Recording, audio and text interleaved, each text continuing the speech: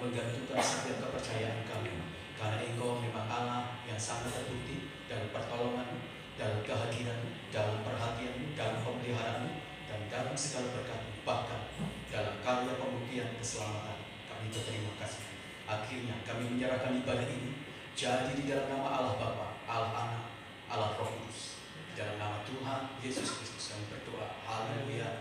Amin. Terima kasih Bapak Gembala yang telah membawa kita di dalam doa.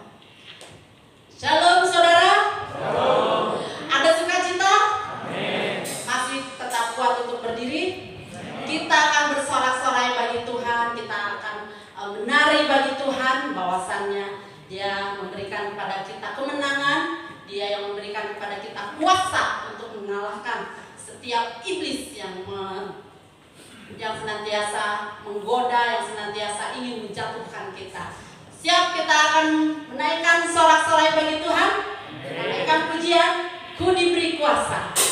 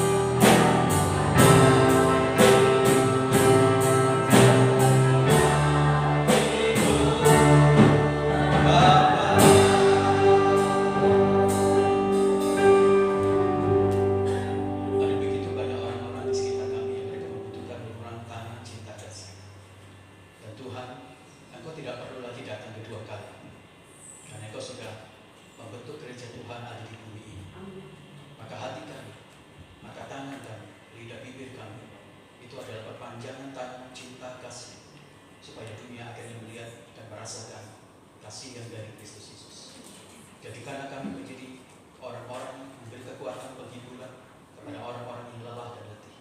Dan bukan hanya itu, biarlah kehidupan kami mempertemukan Yesus dengan banyak orang-orang yang membutuhkan Engkau. Terima kasih, kami siap mendengarkan kebenaran. Dalam nama Tuhan Yesus Kristus kami berdoa. Haleluya. Amin. Salam Bapak Ibu yang kekasih dalam Tuhan. Mari kita akan membuka di dalam 1 Tawarik pasal yang keempat ayat yang ke-9 sampai ayat yang ke-10.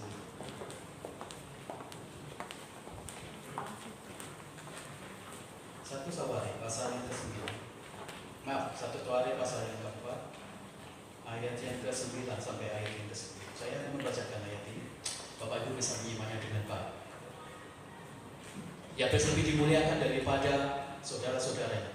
Nama Yabes diberi ibunya kepadanya, sebab katanya, aku telah melahirkan dia dengan kesakitan. Yabes berseru kepada Allah Israel, katanya, kiranya engkau memberkati aku berlimpah-limpah dan memperluas daerahku, dan kiranya tanganmu menyertai aku dan melindungi aku daripada malapetaka, sehingga kesakitan tidak menimpa aku, dan Allah mengabulkan permintaan Yabes. Amin. Berbahagialah kita yang membaca kebenaran firman Tuhan, menyimpan melakukannya, karena firman Tuhan itu akan menjadi berkat bagi kita semuanya. Bapak Ibu kekasih dalam Tuhan, kalau kita melihat sekarang perubahan-perubahan yang ada dalam dunia ini, maka ada sesuatu yang cukup mengkhawatirkan bagi kita semuanya. Kalau kita melihat bagaimana Eropa sekarang ini sedang menghadapi satu krisis yang sangat besar. Inggris, salah satu negara Eropa, ya, bagian yang cukup besar juga, itu sedang mengalami krisis ekonomi yang luar biasa. Sekarang orang-orang Inggris mereka mengalami suplai pasukan makan saja sangat sulit. Dan kemarin Perdana Menteri yang baru mereka mengundurkan diri karena begitu sangat sulitnya untuk mengatasi masalah yang terjadi di Inggris. Dia mengundurkan diri. Dan itu tidak memberikan satu indikasi terobosan-terobosan yang luar biasa bagi negara Inggris untuk mereka keluar dari krisis ini. Dan krisis ini ternyata tidak hanya berlangsung hari ini, tapi nanti akan berlangsung lebih besar lagi sampai di seluruh dunia yang mengglobal. Ada prediksi tahun 2023 nanti akan mengalami satu krisis yang mengglobal lagi dan lebih sulit lagi. Dan krisis ini juga akan menimpa Indonesia. Nah, Bapak Ibu yang kekasih dalam Tuhan, Inggris saja anak-anak sampai mereka makan karet karena tidak ada makanan. Mereka mengurangi makan.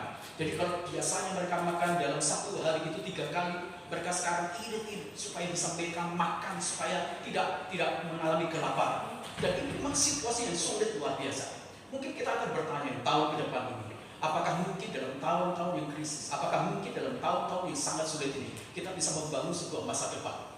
Kalau Bapak Ibu bertanya demikian, maka saya ingin mengatakan dunia tidak akan memberikan satu jaminan, dan dunia tidak akan memberikan kepada kita semuanya sebuah kepastian bahwa Bapak Ibu semuanya akan bisa meraih sebuah masa depan di tahun-tahun yang akan lebih sulit lagi. Tetapi jika kita kembali lagi dalam kebenaran firman Tuhan, sepertinya kita akan mendapatkan sesuatu yang jauh lebih besar, yaitu sebuah kepastian bahwa Allah akan memberikan satu kebenaran untuk masa depan kita. Karena bagi Allah, untuk membawa kita bisa menikmati masa depan tidak tergantung pada situasi, tidak ditentukan dari sebuah keadaan. Selama kita bergantung kepada Tuhan dan kita benar-benar memiliki sebuah iman yang kuat, maka sebenarnya kita akan menikmati terobosan-terobosan dalam segala aspek kehidupan kita. Kesalahan yang paling terbesar bagi saya, kalau kita melihat Inggris, kalau dia mengalami situasi yang sangat buruk adalah mereka meninggalkan Tuhan. Seharusnya mungkin Perdana Menterinya juga bisa menyuarakan satu kebenaran bagaimana mereka mengajak seluruh bangsa Inggris untuk berdoa. Bukankah mereka negara Kristen? Bukankah mereka negara yang mencintai Tuhan? Tetapi kita tidak melihat gelagat itu. Mereka selalu menggunakan otak mereka selalu menggunakan pengalaman mereka untuk mengatasi masa-masa krisis itu. Nah, Bapak Ibu yang kekasih di dalam Tuhan, kalau kita membaca secara khusus cerita tentang Yabes ini, maka saya ingin mengatakan juga, kalau kita melihat latar belakang, kalau kita melihat keadaan dari Yabes, sama sekali tidak memungkinkan bahwa Yabes akan bisa menikmati sebuah masa depan. Tidak mungkin Yabes juga akan bisa menikmati sebuah terobosan iman yang luar biasa kalau lihat situasi dan kondisi ini. Tapi Bapak Ibu yang kekasih di dalam Tuhan, justru dari situasi seperti inilah kita bisa melihat bahwa akhirnya hal-hal yang luar biasa itu dilakukan oleh Yabes, dan akhirnya Yabes mengalami terobosan-terobosan yang luar biasa. Hari ini kita akan berbicara tentang memenangkan masa depan. Nah, Bapak Ibu yang kekasih di dalam Tuhan, Situasi-situasi buruk yang ada di dalam kehidupan kita semuanya itu menjadi sesuatu yang seharusnya membawa kita menikmati pekerjaan-pekerjaan Tuhan yang ajaib luar biasa. Situasi normal dalam kehidupan kita akan membawa kita pada satu pengalaman-pengalaman masalah. Tetapi tangan Tuhanlah yang membawa kita semuanya mengeksplorasi bagian dari hidup kita semuanya, mengeksplorasi iman, mengeksplorasi ketajaman, kemudian pemikiran kita semuanya, kemampuan kita semuanya, sampai pada akhirnya kita bisa menikmati kemenangan demi kemenangan. Nah, Bapak Ibu yang kekasih dalam Tuhan, Glenn berkata dalam satu kata-katanya, berkata demikian. Kebanyakan kita mengalami masalah-masalah karena kita jarang berdoa. Kebanyakan dari kita menghadapi pergumulan dan kita tidak bisa menuntaskan menjadi pemenang oleh karena kita jarang berdoa dan meninggalkan jam-jam doa kita semuanya. Nah, tapi kalau kita belajar dari Yabes, Bapak Ibu, maka Yabes ini menginspirasi begitu banyak orang. Bagaimana doa Yabes itu menginspirasi sebuah kebangkitan, revival rohani, revival tentang bagaimana ketergantungan kita kepada Tuhan. Yabes kemudian dipakai menjadi satu inspirasi di gereja-gereja. Bahkan pada akhir-akhir nyanyian pujian yang terakhir, kata-kata dari Yabes, doa dari Yabes itu menjadi satu doa yang menginspirasi banyak orang. Nah, Yabes menunjukkan ternyata ada sesuatu yang tidak bisa dilakukan oleh hal-hal otak, ada sesuatu yang tidak bisa dilakukan oleh kehidupan kita, dalam kenyataan-kenyataan kita, dalam pengalaman-pengalaman kita. Tetapi itu semuanya bisa diubah, bisa dilakukan oleh doa. Tuhan memberikan satu sistem yang kuno, tapi sebenarnya up to date dan sangat relevan dalam kehidupan kita semuanya. Sepanjang sejarah sistem ini banyak dipakai dalam masa-masa patriark, termasuk Abraham, termasuk orang-orang yang dipilih oleh Tuhan, para nabi-nabi, kemudian rasul dan orang-orang percaya. Sistem ini memang sistem kuno, satu sistem yang dibawa oleh Tuhan. Kalau kita menghadapi masalah, sistem itu dibuat oleh Tuhan. Dan sistem ini sebenarnya adalah sistem yang sudah dialami dan sejarah mencatat bagaimana sistem ini adalah sistem yang sangat jitu, aktual, up-to-date, relevan, dan memberikan dampak yang luar biasa. Dan sistem ini adalah doa. Tapi seringkali dalam dunia modern kita, kalau kita berbicara tentang doa, kita akan berkata demikian, apa? Doa itu merupakan sesuatu yang akan kita singkirkan. Dalam dunia sekarang ini kalau kita punya pergumulan, dalam dunia sekarang ini kalau kita punya masalah, maka yang harus maju ke depan adalah bagaimana otak kita bekerja, bagaimana pengalaman kita harus bekerja, bagaimana kita harus membuat plan A, plan B, plan C, dan plan segala sesuatunya. Dan kemudian kita minim untuk melibatkan Tuhan, kita minim untuk melakukan segala sesuatu dengan doa. Yabes telah melakukan apa yang dinilai kuno, sebuah sistem yang sementara ini bagi orang modern dianggap kuno, tapi Yabes lakukan itu semuanya, yaitu berdoa. Nah, Bapak Ibu yang kekasih dalam Tuhan, saya tahu Yabes ini sangat menginspirasi bagi banyak orang. Bagaimana orang-orang yang sedang menghadapi pergumulan, menghadapi masalah, menghadapi krisis, dan mereka kemudian berusaha terus-menerus membangun sebuah kehidupan doa. Yabes itu selalu diklaim bagi orang-orang Kristen. Ya, doa saya pasti berhasil. Ya, doa saya pasti bermanfaat. Tapi orang tidak pernah tahu. Betul, doa Yabes menjadi doa yang sangat berkuasa. Betul, doa Yabes itu memiliki terobosan yang luar biasa. Betul, doa Yabes itu menjadi satu doa yang mengubah langit kemudian yang tertutup menjadi terbuka. Betul, tapi pertanyaan yang paling besar sebelum kita mengklaim doa Yabes itu menjadi doa kita semuanya, apakah kita mau sebuah proses? Apakah kita mau menjadi seperti Yabes dalam situasi buruk, dalam situasi tertekan, dalam situasi yang tidak menyenangkan? Apakah kita mau masih berperilaku seperti Yabes? Itu menjadi pertanyaan yang paling penting bagi kita semuanya. Nah, Bapak Ibu yang kekasih dalam Tuhan, hari ini kita akan belajar dari Yabes. Bagaimana dia bisa memenangkan masa depan, bagaimana bisa memenangkan sesuatu yang sangat tertutup, sesuatu yang buntu, sesuatu yang tidak mungkin. Menurut apapun juga, menurut kondisi keadaan apapun juga, maka Yabes tidak memiliki sebuah kesempatan yang sangat-sangat besar untuk dia bisa menjadi orang yang berhasil. Tapi tunggu dulu, ketika kita berbicara tentang sesuatu yang berhubungan dengan kemenangan, maka kita akan melihat sesuatu yang besar. Yang pertama, Bapak Ibu, mari kita belajar bersama-sama. Slide selanjutnya. Saya nggak mati. Oke, slide. Oke. Yang pertama, Bapak Ibu yang kasih dalam Tuhan, bagaimana kita bisa menjadikan doa Yabes menjadi bagian dari doa kita, dan itu kemudian menjadi berdampak dan berkuasa luar biasa. Yang pertama adalah begini, Bapak Ibu, mari kita menjadi dependent dan selalu dekat kepada Tuhan. Bapak Ibu, pada waktu Yabes dia mengalami masalah-masalah yang sangat pelik. Dia bukan orang yang diperhitungkan. Dia bukan orang yang benar-benar bisa diajak bersama-sama dengan banyak orang. Dia adalah orang yang ditinggalkan. Dia dianggap tidak memiliki sesuatu yang sangat potensi. Kalau kita membaca dalam satu Tawarin pasal-pasal sebelumnya, kita bisa melihat tidak ada satu indikasi dalam diri Yabes yang memiliki potensi. Tidak ada yang tertarik kepada Yabes. Tidak ada yang terkesan dari Yabes. Yabes sangat ditinggalkan. Nah, itu sebabnya Bapak Ibu, ketika orang-orang membuli dia, ketika orang memberikan sesuatu pernyataan-pernyataan buruk, pernyataan-pernyataan yang tidak membangkitkan motivasi dia, Alkitab berkata Yabes mulai berseru kepada Tuhan. Setiap kehidupan kita akan bersentuhan dengan masalah. Setiap kehidupan kita akan bersentuhan dengan sesuatu yang tidak menyenangkan. Setiap kehidupan kita juga akan bersentuhan dengan sesuatu yang membawa kita kepada putus asa. Tapi pertanyaan yang paling mendasar adalah, apakah kita terlalu banyak menggunakan otak kita? Apakah kita terlalu banyak menggunakan pengalaman kita? Apakah kita terlalu bergantung kepada orang-orang kuat yang bisa dimintai tolong? Nah, seringkali pemikiran kita adalah begini. Kalau saya dekat dengan orang kaya, kalau saya dekat dengan orang kekuasaan, kalau saya dekat dengan orang-orang yang memiliki kemampuan luar biasa dalam segala aspek, maka saya bisa keluar, saya mendapatkan jalan keluar. Tapi Yabes tidak. Sementara orang lain mungkin membuli dia, Yabes berkata, lalu dia berseru kepada Tuhan. Sekali lagi saya ingin mengatakan, setiap kali kita berbicara berseru kepada Tuhan, mendekat kepada Tuhan, jawabannya seperti klise. Jawabannya seperti, itu aja, kalau gitu aja mudah. Tetapi tidak banyak orang yang melakukan. Kalau banyak orang datang kepada pemimpin rohani, dia katakan, kamu punya masalah berat, mungkin jawaban yang paling fatalis adalah kamu berdoa. Dan orang akan berkata demikian, ini saya nggak perlu minta jawaban. Betul. Mungkin jawaban tentang doa tidak perlu diminta karena kita udah tahu. Tapi pertanyaan yang paling mendasar adalah, apakah kita bergerak dalam doa? Apakah kita bertindak di dalam doa? Apakah kita melakukan dalam doa? Ini menjadi sesuatu yang sangat penting dalam hidup kita semuanya. Nah, Bapak Ibu yang kekasih di dalam Tuhan, Yabes memilih berseru kepada Tuhan daripada dia meminta pertolongan kepada orang lain. Yabes memilih berseru kepada Tuhan. Dia memilih bergantung kepada Tuhan. Dia memilih mendekat kepada Tuhan.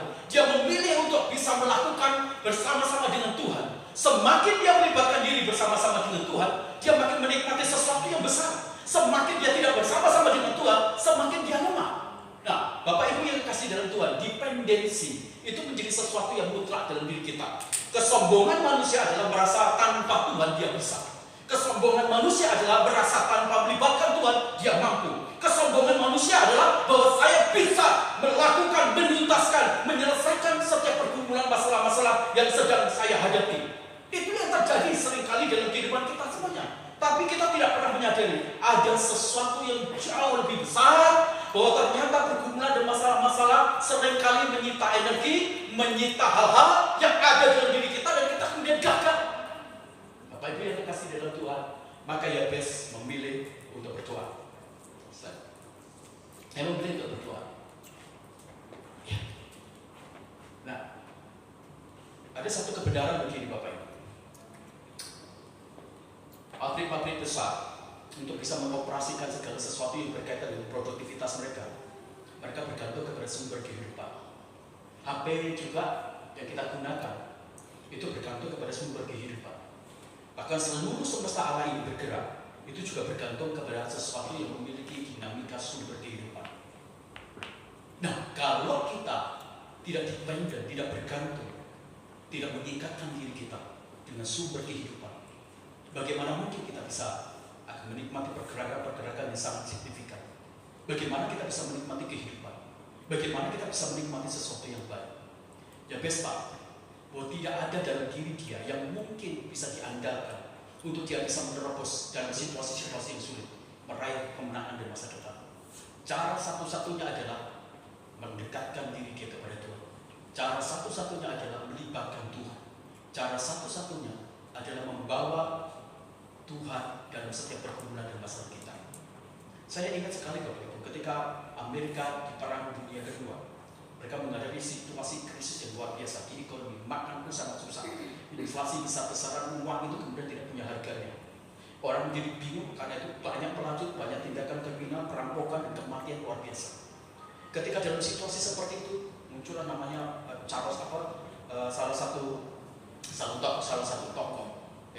tokoh yang mengajak dan akhirnya lahirlah sebuah gereja. Dan orang ini berkata kepada teman-teman mereka yang ada di perusahaan, ayo kita berdoa. Tidak ada satupun orang yang mau berdoa. Akhirnya dia mengambil kursi di perusahaan dia duduk sendirian. Dan berjam-jam dia kemudian berdoa. Dia terus berdoa dan melibatkan Tuhan supaya krisis ekonomi di Amerika itu mengalami terobosan-terobosan. Ketika dia berdoa, akhirnya Tuhan betul-betul hadir dalam doa itu. Tiba-tiba teman mereka digerakkan, dalam satu perusahaan itu digerakkan. Dan akhirnya Amerika mengalami revival luar biasa. Perubahan dari doa itu kemudian bekerja secara dahsyat dan luar biasa. Ekonomi Amerika mulai melambung sangat tinggi. Amerika mulai dihargai. Amerika mulai menjadi negara yang betul-betul besar luar biasa. Nah, Bapak Ibu, ini terjadi akhirnya. Nah, sebenarnya ini juga yang harus kita lakukan. Jangan berpikir doa itu menjadi sesuatu yang sederhana. Doa itu merupakan sesuatu sistem yang telah dibuat Tuhan dalam sistem yang kuno, tapi kemudian up to date, modern pun itu sangat relevan dalam hidup kita semuanya. Akibatnya kalau kita berdoa, kita menjadikan diri kita bersama-sama dengan sumber kehidupan ini, kita akan hidup. Kita akan menikmati sebuah kehidupan yang luar biasa. Ada sesuatu yang besar Bapak Ibu. Ketika kita berdoa, itu ada namanya eksplorasi kesempatan. Waktu kita berdoa di sana ada keterhubungan dengan eksplorasi kesempatan, kemampuan, kapasitas yang ada di dalam diri kita semuanya. Semakin kita berdoa, semakin memaksimalkan kuasa mujizat Tuhan dalam hidup kita. Semakin kita berdoa, semakin kuasa Allah itu maksimal dalam diri kita semuanya. Semakin kita berdoa, semakin suplai datang dari Tuhan itu menyertai kehidupan kita. Semakin kita berdoa, kita akan melihat apa yang dari kerajaan Allah yang tak pernah habis, yang tidak pernah dapat dihentikan, itu akan jadi dalam hidup kita semuanya. Doa itu berhubungan dengan relevansi eksplorasi kesempatan. Jadi kesempatan makin hari makin terbuka. Yang kedua, doa itu memaksimalkan kepada kita semuanya sebuah epistemi yang disebut the blunder of the word God. Ya, jadi kalau kita berbicara tentang doa, semakin diperluas tapal batas Tuhan itu dalam hidup kita semuanya. Kalau kita berdoa, mungkin tapak kaki kita cuma satu bagian kotak aja. Tapi makin kita berdoa, makin diperluas 2 kotak, 3 kotak, 4 kotak, 5 kotak, sampai kemudian makin hari makin besar, makin luas. Jadi kalau kita berbicara tentang doa, itu menjadi satu eksplorasi bagaimana tapal batas wilayah Tuhan diberikan dalam hidup kita semuanya makin hari makin besar. Tapal batas bisnismu, tapal batas kesehatanmu, tapal batas berkatmu, semakin hari makin diperluas. Kalau kita bicara tentang doa, esensinya itu memang melibatkan sebuah kebenaran berkaitan dengan kesempatan eksplorasi kesempatan yang luar biasa dalam hidup kita. Dan Tuhan ingin supaya kita semuanya seperti ya guys. Tapi mau enggak? Dalam situasi sulit kita bergantung kepada Tuhan, berseru kepada Tuhan, mendekat kepada Tuhan, sangat sulit. Bapak Ibu yang kasih dalam Tuhan, dalam dunia modern ini ada begitu banyak orang yang berkata doa itu merupakan satu candu. Doa itu merupakan obat bius yang membuat orang kemudian tidak lagi memiliki kekuatan untuk bisa bergerak, kemajuan berpikir. Orang berkata demikian. Tetapi sejatinya kalau kita melihat doa bukan candu. Doa itu merupakan sesuatu kekuatan yang dahsyat dan luar biasa. Setiap kesempatan akhirnya dieksplorasi dalam hidup kita semuanya. Epistemi itu menjadi sesuatu yang besar. Bapak Ibu tahu pada waktu peperangan Daud dengan Goliat, apa yang dilakukan oleh Daud? Daud ini pintar. Dia mengatakan demikian. Kalau saya pernah melawan Goliat, saya menggunakan kekuatan saya, menggunakan kekuatan kebiasaan saya menggunakan senjata-senjata, saya pasti tidak akan menang. Maka cara Daud adalah dia memprovokasi dari Goliat supaya dia kemudian turun berada di wilayah tapal batas Tuhan yang disebut epistemi. Pada waktu dia memprovokasi Goliat dan katakan turun engkau di tempat ini, maka kemudian Goliat turun dari tempat tinggi dan dia masuk dalam wilayah yang disebut tapal batasnya Tuhan, the blood of the God. Dan waktu Goliat turun dan dia berada dalam tapal batasnya Tuhan, maka seluruh kekuatan yang menyertai dia hilang. Jadi sebenarnya Goliat sudah kalah lebih dulu di wilayah tapal batasnya Tuhan. Jadi Daud tinggal finishing membunuh Goliat. Sama seperti itu juga akan terjadi. Pada waktu kita berdoa, maka tapal batas Tuhan makin diperluas. Jadi kekuatan, kesulitan, kekurangan tidak akan punya dampak dan makin kalah. Itu yang terjadi pada waktu kita mengembangkan kehidupan doa yang luar biasa. Dan Bapak Ibu ingat baik-baik, ada satu kata-kata yang sering kali diingat. Tidak berdoa, tidak ada berkat. Sedikit berdoa, sedikit berkat. Banyak berdoa, banyak berkat. Mungkin ini kata-kata Kristen, tapi inilah kebenaran, inilah pengalaman kehidupan saya juga. Inilah pengalaman hamba-hamba Tuhan. Inilah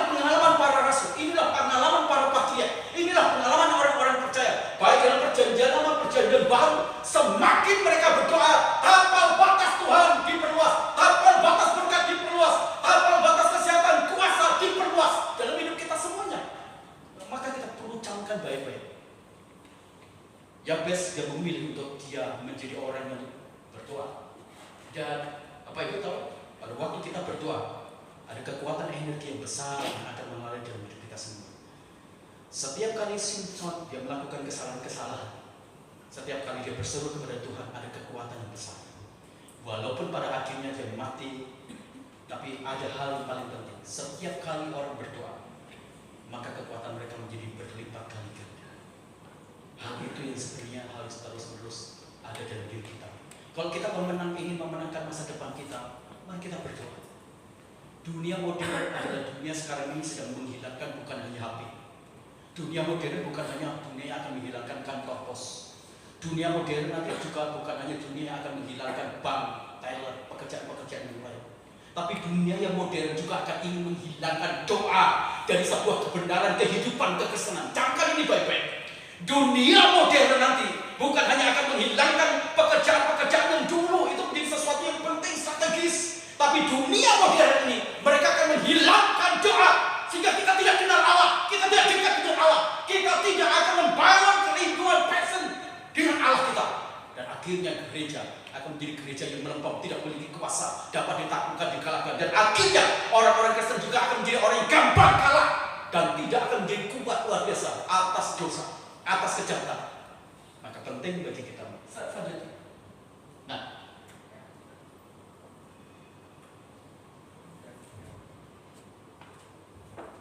Nah, Bapak Ibu, saya ingin membaginya ini dalam satu hal yang berkaitan dengan SWOT. Biasanya SWOT ini dipakai untuk perusahaan atau dunia bisnis. Tapi doa juga berhubungan dengan sesuatu yang berhubungan dengan strategi yang kita sebut dengan SWOT. Kalau kita berdoa, maka kita memiliki kekuatan ekstra luar biasa.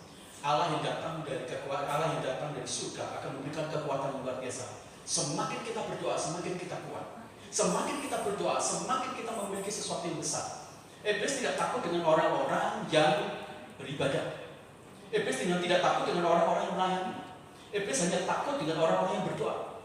Sejarah dari beberapa orang-orang yang lepas dari gereja setan, mereka melihat sendiri, mereka menyaksikan. Banyak orang-orang Kristen di gereja yang mereka tidak memiliki kuasa, mereka tidak memiliki kekuatan, mereka tidak memiliki power, karena mereka tidak pernah berdoa.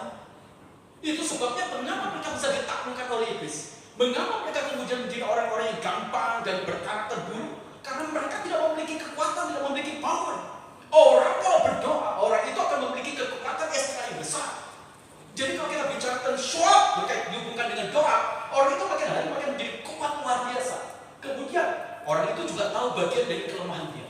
Semakin kita berdoa, semakin kita bercermin dengan Tuhan, kita tahu letak kelemahan kita, kesalahan kita, kekurangan kita. Tapi bukan hanya itu. Waktu kita berdoa, kita juga tahu Tuhan memberitahu kepada kita semuanya cara-cara apa yang paling jitu, bagian dari kelemahan-kelemahan iblis yang dapat ditaklukkan dalam hidup kita semuanya.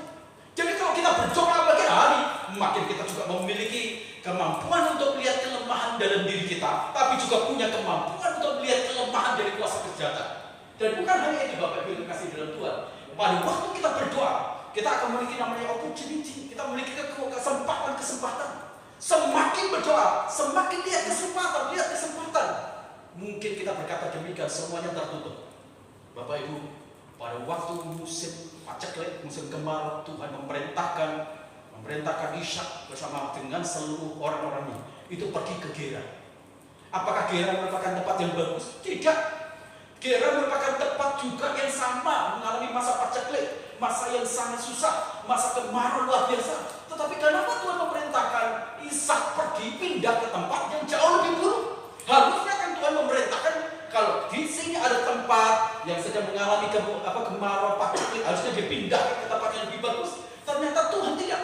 Tuhan justru memerintahkan Ishak pergi ke Gerar, tempat yang jauh lebih buruk. Bapak Ibu tahu tidak? Di sebuah kesulitan-kesulitan, Tuhan ingin mengajak kita semuanya di dalam doa untuk melihat sebuah kesempatan yang besar.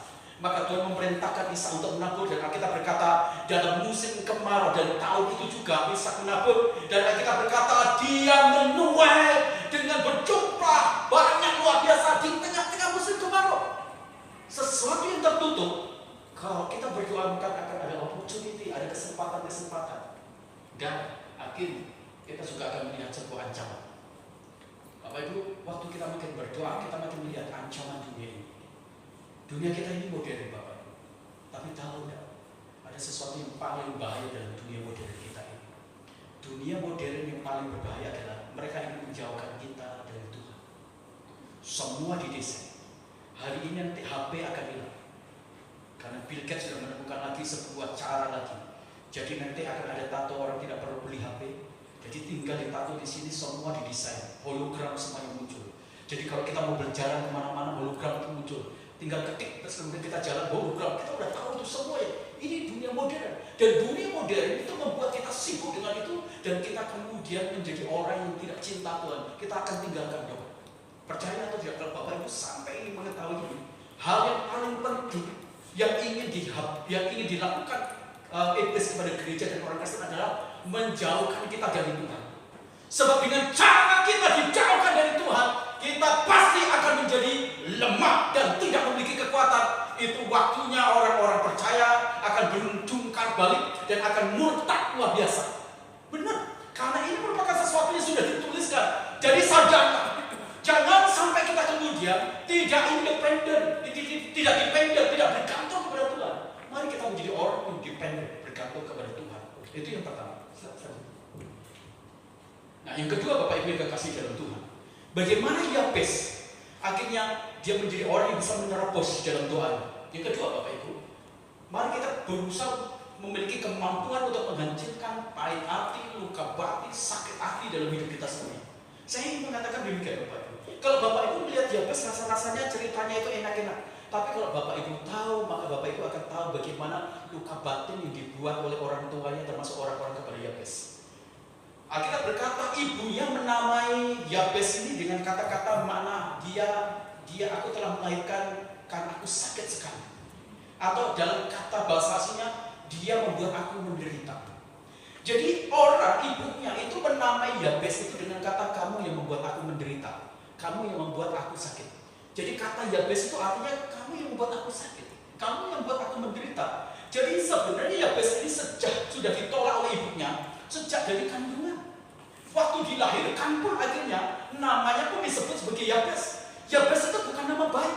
Yabes itu adalah nama yang buruk, nama sial, nama yang menunjukkan bagaimana anak ini dari kandungan saja sudah membuat susah, membuat menderita, membuat sakit. Jadi ini orang tua sudah menolak Yabes. Jadi setiap kali disebut Yabes, maka Yabes itu sudah dibully. Syukur kalau Yabes itu tidak gila.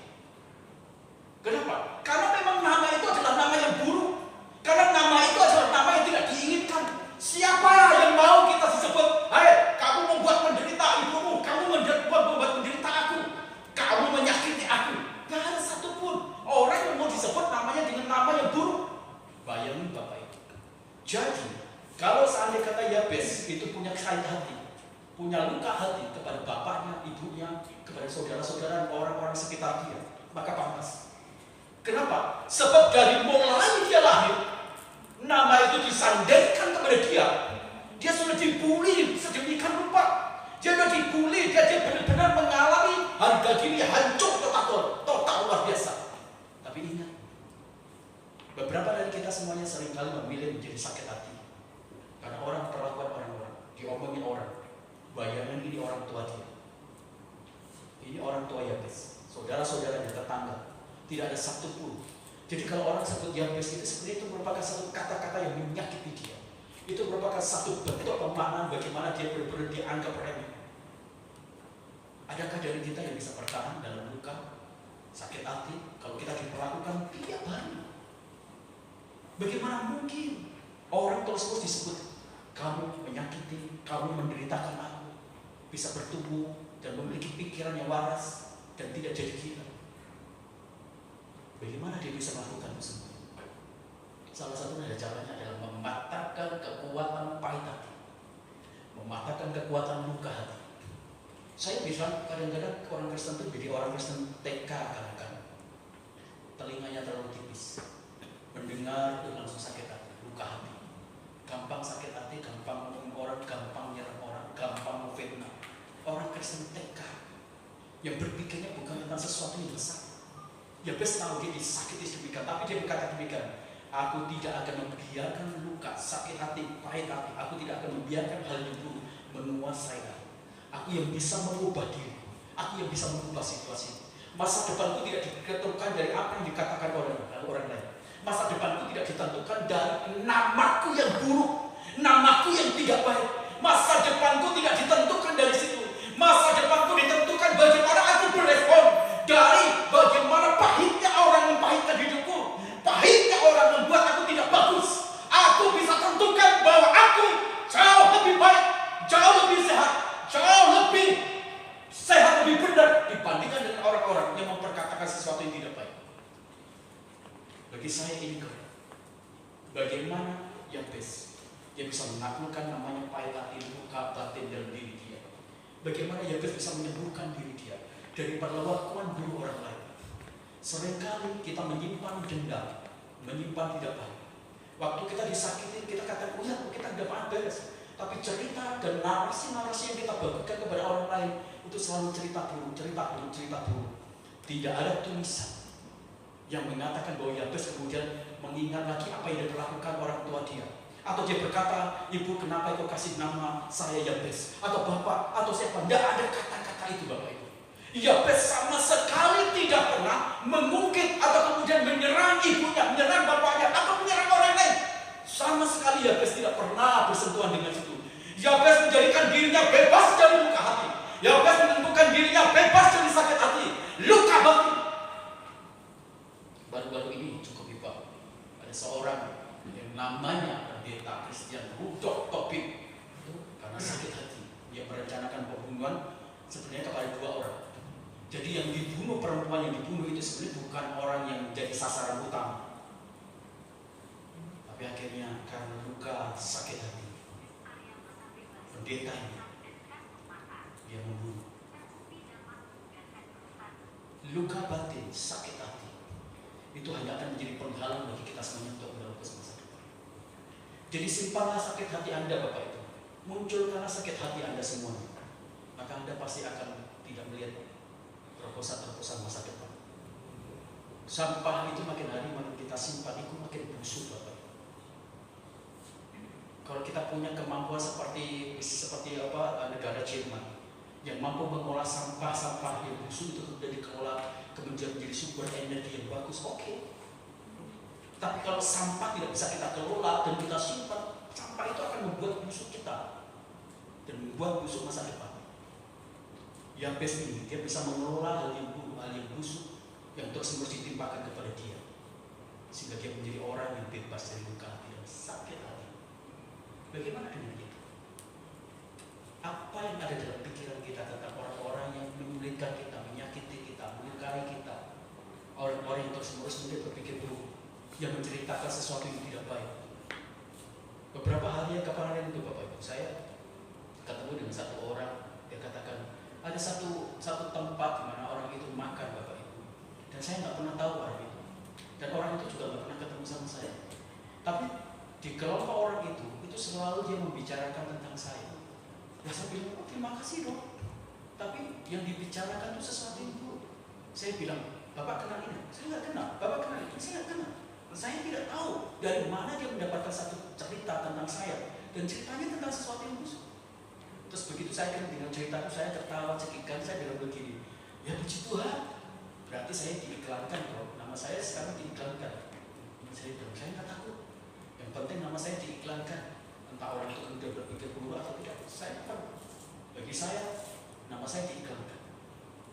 Tapi berapa banyak dari kita semuanya menyimpan dan membiarkan hal yang busuk itu kemudian menjadi luka batin, sakit hati dalam hidup kita semua. Berapa banyak dari kita semua membiarkan hal yang busuk sampai itu kemudian kita timbul. Orang sakit hati akan membicarakan tentang kekurangan, ketidakbaikan orang lain. Orang biasa akan membicarakan dirinya, tetapi seorang pemenang, orang hebat, dia akan membicarakan tentang ide dan kemanfaatan bagi orang. Yabes memutuskan dirinya untuk dia tidak dikuasai. Saya tahu mungkin nama saya tidak cukup bagus. Saya tahu saya telah membuat ibu saya terluka dan sakit dan menderita. Saya tahu. Dan orang lain mungkin juga telah membuli saya dengan perkataan-perkataan itu. Tapi saya memilih untuk saya menjadi orang yang sehat. Saya memilih untuk saya mengampuni. Saya memilih untuk melepaskan berkat. Saya memilih untuk melepaskan kebaikan. Saya memilih untuk mendoakan. Saya memilih untuk merangkul mereka. Saya memilih mereka jadikan sahabat saya. Saya memilih mereka menjadi keluarga dibandingkan mereka menjadi musuh. Inilah kekristenan yang hilang hari-hari. Bapak Ibu tahu tidak? Di gereja itu sekarang bukan menjadi tempat yang aman dan nyaman untuk kita itu bersekutu bersama-sama. Di gereja itu menjadi saran bagaimana pembulian, penyerangan, penghancuran karakter, dan kemudian orang tidak betah di dalam gereja. Kenapa? Karena orang-orang Kristen itu seringkali menjadi bibit penyakit di dalam sakit hati, luka batin, pahit hati, sesuatu yang buruk. Itu lebih banyak dikembangbiakkan di dalam gereja. Itu sebabnya gereja tidak memiliki dampak, tidak memiliki kemenangan, tidak memiliki otoritas rohani. Kuasa supranatural tidak ada. Kenapa? Karena penyakit dosa, kejahatan, kebencian dari iblis menguasai gereja Tuhan. Itu sebabnya harusnya kita bangkit lagi seperti Yabes. Kalau kita ingin dalam doa kita mengalami terobosan sampai ke langit, harusnya kita menjadi Yabes. Aku memilih mengampuni, melepaskan berkat, memaafkan. Aku memilih menjadikan diriku sehat dan tidak terjangkit luka batin, pahit hati. Seharusnya itu yang terjadi. Seringkali kita mendapatkan sesuatu kenyataan. Maka kalau kita berbicara ingin doa kita terjawab, jangan membenci orang, jangan ngomongin orang, jangan fitnah orang, jangan lakukan sesuatu yang buruk kepada orang lain, jangan kepo-kepo dengan apa yang diurusi orang lain. Jangan. Fokus pada kita semuanya membangun hati, membangun roh, membangun jiwa, membangun mental, membangun iman kita kepada Tuhan. Fokus kita mencerminkan diri kita seperti Tuhan, lahir baru, menjadi petobat yang menyangkali diri kita terus-menerus di hadapan Tuhan. Fokus di situ. Dan saya tahu seperti Amsal berkata, berkat ada di atas kepala orang benar. Semakin kita tidak terluka hati, menempatkan diri kita menjadi orang benar Tuhan, maka berkat akan mengejar orang benar, ada di kepala orang benar. Nah Bapak Ibu yang kekasih dari Tuhan, bagaimana dengan kita? Hentikan segala sesuatu. Jangan menjadi orang Kristen yang gampang-gampang marah, gampang-gampang tersinggung. Jangan jadi orang Kristen yang tipis hatinya, tipis telinga, tipis kemudian kesabarannya. Jangan. Kalau kita punya masalah-masalah, jangan fokus kepada masalah gimana kita menyelesaikan, bagaimana sumber solusinya. Jauh lebih bijaksana daripada kita kemudian menempatkan diri kita menjadi orang-orang yang kemudian tidak berkembang dan kita menjadi pembawa bibit penyakit.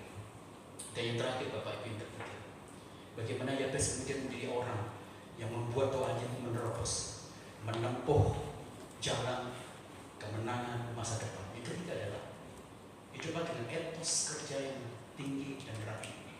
Saya senang sekali kalau kita membaca di dalam Yabes ini Bapak Ibu. Ya, satu awal ini Yabes tidak meminta mujizat yang datang secara langsung. Permintaan Yabes itu jelas di sini. Ya, di ayat yang ke-10 katakan demikian. Kiranya engkau memberkati aku berlimpah-limpah dan memperluas daerah. Camkan ini. Yabes tidak meminta mujizat datang dari langit. Enggak, dia hanya meminta memperluas wilayah dia. Apa Ibu tahu wilayah? Wilayah itu termasuk otoritas kekuatan. Tapi kalau sudah bicara wilayah, di situ juga terbetik sesuatu yang berhubungan dengan daratan. Kalau itu daratan berarti wilayah itu berarti kepemilikan terhadap tanah. Nah kalau tanah itu berarti sesuatu yang harus diolah. Yabes tidak akan menjadi kaya, Yabes tidak akan memiliki berlimpah kalau dia tidak mengolah apa yang dia minta. Kebanyakan dari orang Kristen adalah meminta sesuatu yang akhirnya dia tidak bisa olah. Kita minta, tapi kita nggak bisa olah. Yabes tidak demikian. Dia bilang, Tuhan berkati aku berlimpah-limpah dan perluas wilayahku. Kenapa? Sebab ketika dia diberikan wilayah, dia bukan membiarkan wilayah itu berdiri atas wilayah saja. Dia harus olah, dia harus bekerja keras, dia harus rajin, dia harus sentuh itu semuanya untuk membuat wilayah menjadi berdampak, menjadi produktif. Harus disentuh dengan kerja keras, harus disentuh dengan rajin. Hai pemalas, jangan pernah engkau bermimpi aku mengalami kecukupan. Nah, Yabes tidak demikian. Kalau dia ingin membuat doanya itu menjadi doa yang betul-betul memiliki nafas kemenangan, roh kemenangan, maka di sana dia harus bekerja keras. Etos kerjanya sangat tinggi. Rohaninya Bapak Ibu, maaf sekali lagi. Salah satu survei dari beberapa orang-orang yang saya baca dalam majalah bisnis, mereka mendapatkan satu realitas gini. Etos terjadi orang-orang Kristen itu sangat rendah dibandingkan orang lain tidak percaya. Saya mulai mempertanyakan kebenaran ini. Kemudian saya bertemu dengan beberapa teman-teman yang memiliki perusahaan. Saya tanya sama mereka, saya mau tanya, berapa banyak persentase dari perusahaanmu yang orang-orang gereja, orang-orang gereja? Hampir kira-kira sekitar 60-an. Spesifiknya, berapa dari persentase 60 orang itu yang memiliki kinerja dan etos kerja yang sangat tinggi? Minim. Saya tanya, kenapa? Sebab mereka merasa bahwa kalau mereka bekerja, mereka menempatkan pekerjaan itu seperti gereja. Jadi kalau saya tuntut sesuatu, kalau saya marah, mereka ngomong, kok ini orang Kristen marah-marah? Orang-orang tidak bisa membedakan antara ruang kerja dengan gereja. Kalau di gereja memang kita semua harus mengerti, tetapi kalau dia ada di perusahaan, memang dia harus berdiri sebagai bos, dia kasih makan bagi banyak orang, dia harus memajukan perusahaan dia harus mendisiplin dan dia harus berjalan dalam jalur-jalur strategis. Dia tidak bisa buat main-main. Akhirnya, kenapa kemudian banyak orang pengusaha-pengusaha Kristen tidak mau memakai orang Kristen? Karena orang Kristen malas dalam pekerjaan-pekerjaannya. Nah, ini yang tidak diinginkan. Bagaimana kita bisa memenangkan sebuah pertandingan kemenangan masa depan kalau kita sendiri malas? Bapak Ibu tahu nggak?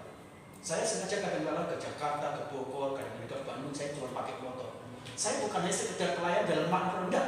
Ada sesuatu visi yang sangat besar. Gereja ini membutuhkan alokasi dana yang besar. Siapa yang cari donatur? Saya cari sponsor. Mau tidak mau saya harus pergi. Ada berapa orang yang pengen ketemu dengan saya, mereka ingin bicara tentang pelayanan, saya pergi. Sekalipun itu capek melatihan. Tapi saya tahu, yang penting pokoknya jemaat saya nantinya itu punya gereja. Jemaat saya nanti punya tempat, gereja yang permanen. Saya tinggalkan nanti dunia ini asal ada tempat gereja buat jemaat saya. Sekalipun mungkin melatih. Kadang-kadang kalau saya perjalanan dari motor itu kehujanan, dan kadang-kadang saya sakit kadang-kadang seminggu, tapi saya nggak peduli. Yang saya pikirkan adalah saya punya gereja untuk jemaat. Kalau saya tinggal dan mati, jemaat punya gereja, punya tempat. Saya nggak mau menjadi orang Kristen yang malas. Kenapa saya mau doa puasa? Kenapa saya terus-menerus? Karena saya ingin betul-betul ada satu terobosan kemenangan bagi gereja, bagi jemaat semuanya. Jadi, Bapak Ibu, Yabes memilih, dia melakukan sesuatu yang berhubungan dengan etos kerja. Yabes minta Tuhan, aku tidak meminta mujizat. Tuhan berikan aku adalah kemampuan wilayah, berikan wilayah yang banyak. Kata-kata yang penting dalam bahasa Ibrani, ketika seseorang itu memiliki perintahan wilayah, di sana ternyata ada sesuatu yang relevansinya sangat kuat sekali, yaitu keinginan untuk mengerjakan tanah atau wilayah ini menjadi produktif, menjadi berkembang, menjadi produk ekonomi yang besar. Mari kita mulai memikirkan, apakah kita menjadi orang Kristen yang betul-betul memiliki kerajinan etos kerja yang sangat tinggi. Bob Sadino pernah satu saat dalam sebuah seminar. Ada banyak orang yang ingin tahu bagaimana caranya Bob Sadino itu menjadi seorang pebisnis yang hebat. Nah, salah seorang peserta seminar ditanya, Pak Bob, saya mau tanya. Oke, silakan. Jenis usaha apa sih sebenarnya yang bisa membawa kita semuanya bisa hidup di masa depan? Maka Pak Bob Sadino jawab, jenis usaha yang bisa membawa kita masa depan adalah jenis usaha yang Anda kerjakan, bukan Anda omongkan. Beberapa orang mimpi kita punya gereja, tapi kita malas untuk berdoa puasa.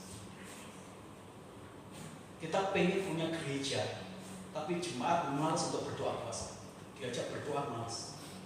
Kita pengen mungkin punya kehidupan yang baik, tapi malas bekerja. Kalau engkau ingin punya masa depan, bangunlah kehidupan di atas etos kerja yang sama. Bapak Ibu kalau membaca dalam sebuah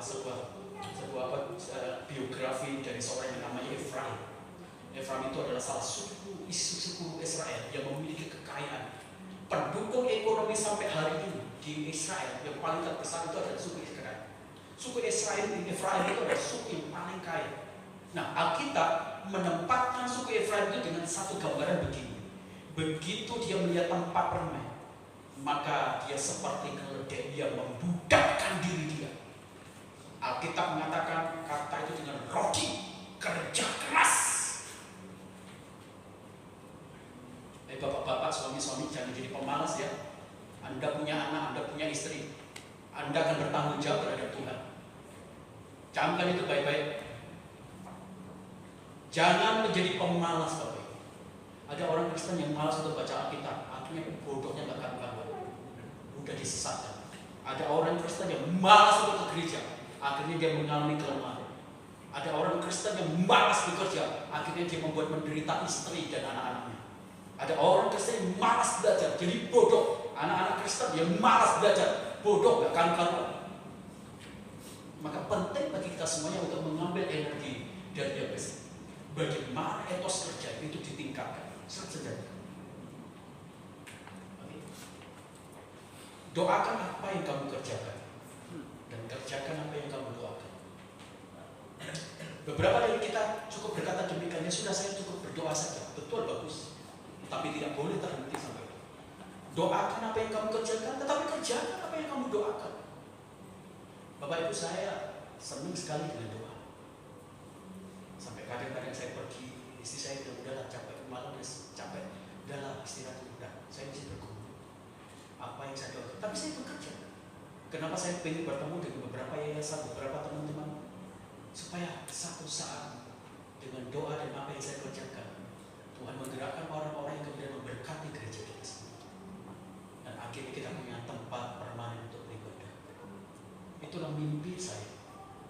Nah, kita harus punya etos kerja yang sangat tinggi. Bapak Ibu kasih Tuhan. Yes. Dan peringatan bagi pemalas, Bapak Ibu kasih dari Tuhan.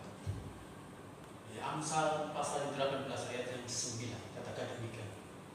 Orang-orang yang malas, dia adalah teman dari sang perusak. Orang malas, engkau akan dirusak lebih dulu oleh kemalasan, oleh iblis. Saya tidak bisa berpikir, yang itu bikin saya gregetan. Punya anak, punya istri, tapi nggak mau bekerja. Hanya minta belas kasihan dari orang lain. Kemalasan itu akan menghancurkan dan merusak. Yang pertama kali adalah diri kita. Yang kedua adalah merusak orang-orang. Kalau kita bapak, kita malas, kita akan merusak kemampuan anak itu bertarung.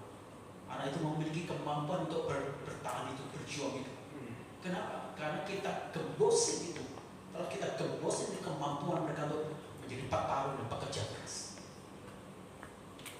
Jadi orang-orang yang malas, orang itu bergaul dengan perusak. Secara tidak langsung artinya dia dikuasai. Kalau dia bergaul, dia dikuasai oleh sang perusak. Dan kemudian ketiadaan makanan. Kalau orang itu malas, dia tidak berproduksi. Kalau tidak berproduksi, apa yang dia dapat? Ya dia meminta Tuhan berikan aku wilayah yang besar, wilayah yang luas. Tapi di sana kok diolah, disentuh dengan tenaga, disentuh dengan kerja keras, disentuh dengan budaya kerja. Kemudian Amsal pasal 24-34, orang itu kalau malas, ya mau tidak mau dia itu ada kemiskinan. Kemudian dalam 2 Tesalonika pasal yang ketiga ayat 10, Paulus bekerja lagi. Yang ngomong bersama jemaat-jemaat Korintus yang hanya mengandalkan belas kasihan dari orang-orang lain, belas kasihan karena ada pelayanan-pelayanan diakonia. Yang ngomong tuh sama jemaat, ngomong sama mereka semuanya, yang enggak kerja jangan makan. Ini keras kan? Kenapa? Karena 3 bagian penting ini yang membuat akhirnya doa Yabes itu sinergi dengan dunia ini. Jangan menjadikan doa kita ngambang di atas awan-awan, tidak sampai ke langit dan tidak sampai ke bumi. Karena kita tidak menjadi orang yang memiliki etos kerja tinggi. Karena tidak memiliki kemampuan untuk melepaskan pengampunan, maaf. Karena kita menjadi orang yang mudah terlukai, ngambang itu semuanya. Karena kita juga tidak bergantung kepada Tuhan. Hari ini saya mengatakan satu kebenaran. Habis. Hari ini saya mengatakan satu kebenaran. Saya yakin kita ingin seperti Yabes kan? Kita ingin doa-doa kita itu sampai ke langit, mengubahkan kondisi keberadaan kita. Apa saja yang kita sentuh menjadi berhasil. Tapi mau tidak kita menjadi seperti Yabes di proses sedemikian keras? Mau tidak Anda bertahan, mengampuni, Anda harus disikat terus, dilukai seperti Yabes. Ini tiap tahun Bapak, tiap hari. Yabes, kau menyakiti, engkau menderitakan. Mau tidak kita? Mampu Perlukah kita melepaskan kata-kata? Kalau kita bisa seperti itu, saya yakin kemenangan masa depan tidak jauh dari kita. Tapi kalau tidak ada itu semua, maka itu akan menjauh dari kehidupan kita. Mari kita renungkan kebenaran firman Tuhan. Kita akan naikkan satu puji. Janji-Mu seperti fajar pagi hari.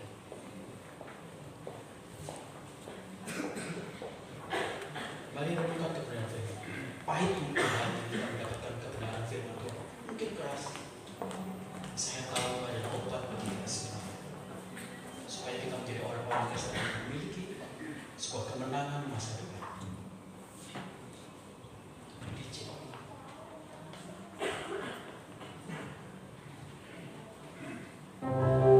Janji-Mu seperti fajar pagi hari.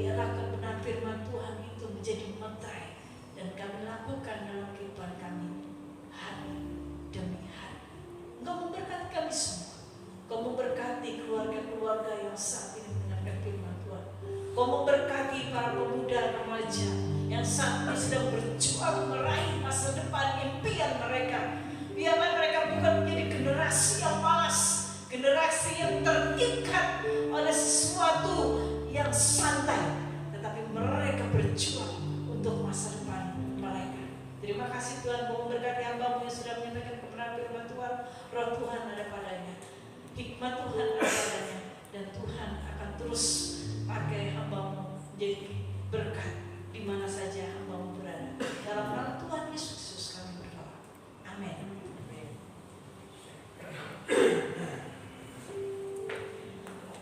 Bapak Ibu diberkati oleh kebenaran firman Tuhan. Saya mau tanya, ada di sini yang mau tidak diberkati oleh Tuhan? Boleh angkat tangan? Tidak ada ya, semua ingin diberkati oleh Tuhan. Maka dari itu, mari kita merapatkan barisan, kita terus duduk diam di bawah kaki Tuhan. Selama kita masih berdiri, masih bisa berjalan, datang kepada setiap persekutuan, karena berkat Tuhan akan tercurah atas setiap kita. Terima kasih Bapak Gembala untuk kebenaran firman Tuhan-Nya. Tuhan Yesus memberkati. Kita akan memberikan yang terbaik untuk petugas kolektan. Boleh maju ke depan. Bapak Ibu Saudara, nanti akan diedarkan persembahan dengan kantong warna hijau dan warna merah. Untuk kantong warna hijau, Bapak Ibu Saudara boleh memasukkan persembahan. Untuk warna hijau, Bapak Ibu boleh memasukkan persembahan untuk Natal. Yang merah untuk persembahan biasa dan yang hijau untuk persembahan Natal. Ya. Kita akan berdoa terlebih dahulu. Tuhan, kembali kami mengucap syukur untuk kebenaran firman-Mu. Kami telah dikenyangkan. Tuhan memberkati hamba-Mu, memakai pelayanannya lebih heran lagi, lebih dahsyat lagi, menjadi berkat, menjadi dampak dimanapun hamba-Mu melayani. Pada saat ini juga Tuhan, kami mau memberi yang terbaik untuk pekerjaan Tuhan. Kiranya Tuhan memberkati setiap tangan-tangan yang memberi, bahkan Tuhan juga memberkati setiap tangan-tangan yang mengelola persembahan ini, supaya persembahan ini boleh dipakai untuk memperluas kerajaan-Mu dan nama Tuhan dipermuliakan. Terima kasih Bapa, kami siap memberi dengan penuh sukacita di dalam nama Tuhan Yesus. Haleluya. Amin. Mari kita memberi dengan sukacita. Kita iringi dengan pujian, peganglah tanganku, oh Tuhan. Hallelujah.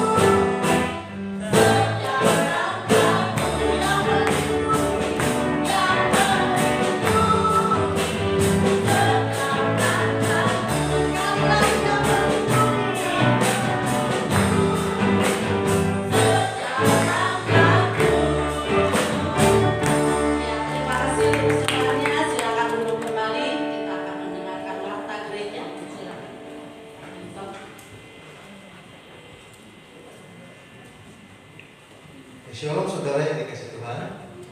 Ya, luar biasa firman Tuhan hari ini. Ucapan terima kasih kepada Bapak Gembala, Pak Yohanes. Tuhan Yesus memberkati pelayanan Bapak untuk keluarga, anak semua juga Tuhan berkati. Apa yang menjadi kerinduan, apa yang menjadi cita-cita pergumulan, ya, kita juga berdoa biar juga itu dinyatakan dalam kehidupan Bapak Gembala. Mengucapkan selamat datang kepada Bapak, Ibu, dan saudara sekalian yang baru pertama kali hadir. Bisa bangkit berdiri, saudara. Banyak banget di belakang. Iya.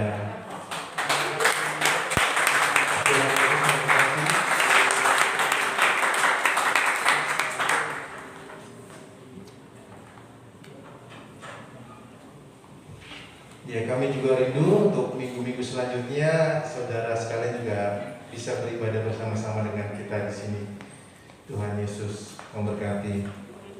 Untuk selanjutnya, Bapak Ibu dan saudara sekalian, untuk kegiatan-kegiatan gereja kita yang sudah terjadwal itu berjalan seperti biasa. Nanti Bapak Ibu sekalian juga bisa melihat jadwal pelayanan yang sudah ada di Warta, bisa diperhatikan dengan seksama. Untuk ibadah sekolah minggu, pemuda, remaja, ada komisi wanita, komisi pria, ibadah umum, dan lain sebagainya sudah tertera di Warta. Jadi Bapak Ibu bisa memperhatikan Warta kita dengan seksama. Tugas-tugas ada di situ, jadwal, waktu dan jam juga ada di situ. Semua berjalan dengan normal, kecuali nanti kalau ada satu dua hal yang berhalangan, nanti mungkin dari WA nanti ada pengumuman gitu ya. Tapi kalau tidak ada pengumuman, itu semua kegiatan berjalan dengan baik. Hari ini juga ada motekar bagi teman-teman atau remaja-remaja yang ikut dalam motekar. Nanti selesai ibadah, nanti siang ada kegiatan motekar. Kita masih tetap berdoa, saudara, untuk gedung yang kita rindukan, gedung permanen. Jadi di dalam doa-doa Bapak Ibu saudara sekalian itu tetap disisipkan ya, doa bagaimana kita bisa memiliki tempat dan gedung sendiri yang permanen. Natal ibadah atau ibadah Natal kita nanti saudara juga didukung di dalam doa. Ucapan terima kasih bagi Bapak Ibu dan saudara yang setia untuk memberikan kolekte persembahan yang terbaik buat Tuhan, ucapan syukur, misi dan lain sebagainya. Tuhan yang akan memberkati ya, dan dihimbau sekali lagi untuk tetap bisa menjaga kebersihan di hotel, di tempat kita ibadah, untuk bisa jadi berkat bagi tempat di sini ya saudara sekalian. Dan selanjutnya yang berulang tahun ada Ananda Violin tanggal 5, saudara Michael tanggal 10, pernikahan dari Bapak dan Ibu Yanto, juga ada pernikahan dari Bapak dan Ibu Rito tanggal 12, Bapak Dharma, Bapak Oki, ada Ananda Sifra, Bapak Wawan, Ibu Vina, Ibu Yuli Broker, Ananda Grisio, dan Bapak Rinto Octavianus pada tanggal 30. Tuhan Yesus memberkati. Ada pengumuman tambahan dari Bapak Ibu Gembala sebelum kita berdoa siapa?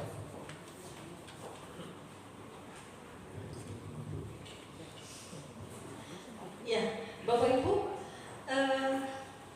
saya mohon maaf, saya salah lihat tanggal. Jadi besok ada kegiatan bingah pemuridan untuk pemimpin Sunda bersama LPBBS. Ya, saya pikir minggu yang datang, ternyata besok. Jadi besok ada kegiatan bingah di Pastori jam 9 pagi, dan pertemuan kami Gembala bersama mitra gereja akan ditunda di hari Rabu. Kemudian silakan. Ya, Bapak Ibu, ini persembahan Natal kita untuk sementara ini 3 minggu berturut-turut berjumlah kurang lebih 1.500.000 sekian, dan kemudian ada persembahan khusus dari beberapa keluarga kita. Ya, totalnya belum sempat ditotal oleh William tadi ya kurang lebih itu. Jadi bagi Bapak Ibu Saudara yang mungkin digerakkan oleh Tuhan untuk memberikan persembahan Natal, silakan bisa menitipkan kepada saya atau langsung memberikan kepada Ibu Sandika sebagai bendahara umum. Baik, itu saja. Mari kita tundukkan kepala kita berdoa. Kami mengucap syukur Tuhan untuk pada pagi hari ini. Kami ada kesempatan beribadah di tempat ini Tuhan. Biarlah pujian, penyembahan yang kami naikkan boleh menjadi persembahan yang berkenan di hadapan Tuhan. Dan terlebih dari itu kami bersyukur untuk kebenaran firman Tuhan yang boleh kami dengar hari ini. Dan biarlah Tuhan, kebenaran firman Tuhan pada pagi hari ini bisa menguatkan, bisa mengkoreksi, dan bisa kami lakukan di dalam kehidupan kami hari lepas hari Tuhan. Biarlah kami boleh tetap tekun di dalam doa-doa kami di tengah-tengah situasi dan keadaan di dunia yang semakin hari tidak menentu, waktu-waktu dan hari-hari yang semakin jahat ini. Kami boleh tetap memiliki kekuatan yang daripada Tuhan untuk boleh tetap teguh berjalan di dalam kebenaran firman Tuhan. Dan itu hanya bisa kami dapatkan lewat doa-doa kami Tuhan. Biarkan Tuhan, kami jemaat GSCA Biji Sesawe di tempat ini adalah jemaat-jemaat yang suka berdoa, setia di dalam doa-doa kami, karena itu adalah kekuatan kami. Berkati Bapak Gembala kami yang sudah menyampaikan kebenaran firman Tuhan. Berkati Tuhan pelayanannya. Kami percaya bahwa jerih payahnya tidak akan sia-sia. Dan Tuhan, kami percaya di waktu yang tepat Tuhan akan memberikan kepada kami jemaat Tuhan gedung yang permanen. Tuhan, terima kasih sekali lagi. Berkati Bapak Gembala kami, berkati pelayanannya, berkati keluarganya, istri dan anak-anaknya. Kerinduan, visi, misi pelayanan, di dalam pelayanan, pergumulan, Tuhan yang buka jalan. Berikan kesehatan, hikmat, marifat yang berasal daripada-Mu Tuhan, turun atas beliau untuk menjadi gembala yang baik bagi kami sebagai jemaat Tuhan di tempat ini Tuhan. Terima kasih Bapa. Kami berdoa Tuhan untuk jemaat di tempat ini, Tuhan yang membimbing kami lewat kebenaran-kebenaran firman Tuhan. Kami membawa jemaat Tuhan di tempat ini ke dalam tangan Tuhan. Mereka yang sakit, mari Tuhan jamah, Tuhan sembuhkan. Mereka yang butuh pekerjaan, Tuhan buka jalan, Tuhan buka kesempatan. Bagi mereka yang hari-hari ini membutuhkan pertolongan Tuhan di dalam keadaan mereka yang mungkin kurang baik, di dalam usaha, di dalam dagang, di dalam pekerjaan, di dalam rumah tangga, mari Tuhan Kau yang memberikan kekuatan untuk kami boleh tetap teguh, tidak salah jalan, tidak salah berespon. Terima kasih Bapak, terima kasih. Kami juga berdoa untuk tempat di mana kami pakai hari-hari ini untuk beribadah. Tuhan berkati hotel di tempat ini, owner, manajemen, karyawan-karyawan yang ada di tempat ini, Tuhan berkati. Tuhan kirimkan tamu-tamu untuk bisa menginap di tempat ini ya Tuhan. Tuhan, kami berdoa untuk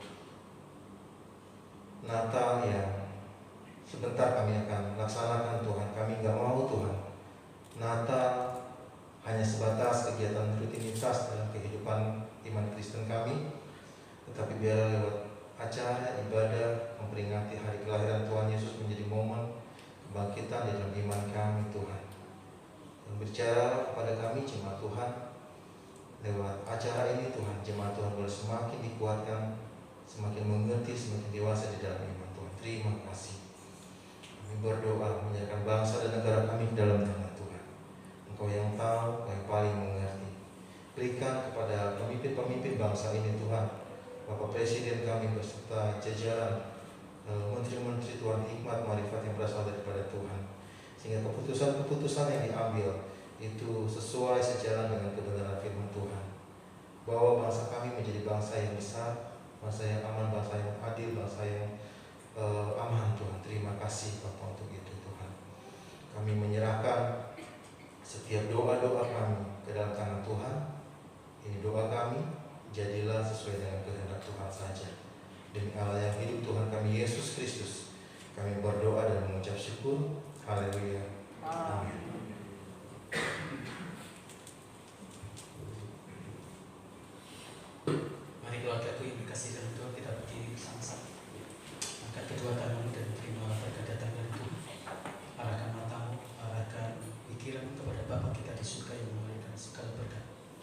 kasih sayang dari Allah Bapa kita lewat anaknya Tuhan Yesus Kristus yang telah mati di atas kayu salib, menebus segala dosa dan kutuk kita semua, serta persekutuan Roh Kudus yang menguduskan kita dari hari ke hari, sehingga kita memiliki karakter Kristus, karakter Allah di dalam hidup kita semua. Itulah sebabnya Tuhan memberkati keluargamu, Tuhan memberkati usaha, Tuhan memberkati masa depanmu dan masa depan keturunanmu, Tuhan memberkati kesehatan. Keluar masukmu engkau hanya bisa menemukan pintu berkat Tuhan saja. Damai sejahtera dari Allah Bapa menyertai kita mulai hari ini sampai selama-lamanya. Hingga fajar merata menjemput kita, kita akan tetap dalam persekutuan yang kekal dengan Bapa kita tanpa dapat dipisahkan oleh apapun juga. Pulang bagikan berkat kepada orang-orang yang belum menerima berkat dari Kristus, supaya mereka melihat surat Kristus yang terbuka dalam hidupmu dan mereka percaya Yesus. Dan beritakanlah Injil, maka Tuhan akan menyatakan tanda-tanda ajaib dalam hidupmu. Dalam berkat Tuhan yang permanen dan kasih karunia yang menghadapkan wajah dan menyinari kita semuanya dengan kasih karunia yang kekal. Dalam nama Tuhan Yesus Kristus kami berdoa. Haleluya. Amin.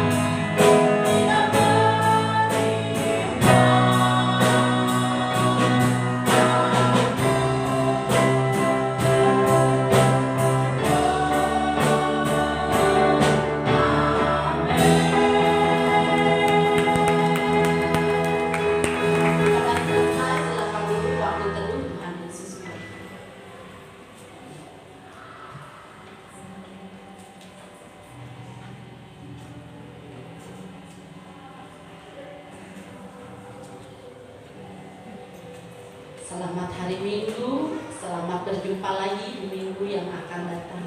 Tuhan Yesus memberkati.